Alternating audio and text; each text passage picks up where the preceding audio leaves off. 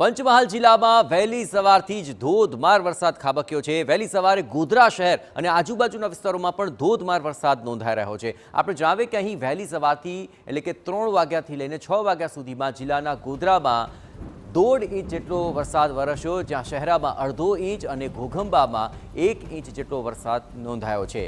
ગોધરા શહેરમાં ધોધમાર વરસાદ વરસતા નીચાણવાળા વિસ્તારોની અંદર ભરાઈ ગયા છે પાણી। આ ઉપરાંત મોટાભાગની સોસાયટીઓની અંદર પણ પાણી ભરાવાની આવી છે સમસ્યા સામે।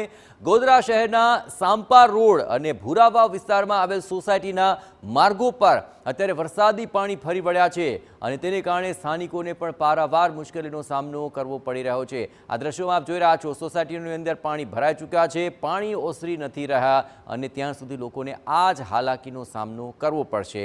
જાણે કે પાણી વચાળે સોસાયટી હોય તેવો આ નજારો જોવા મળ્યો।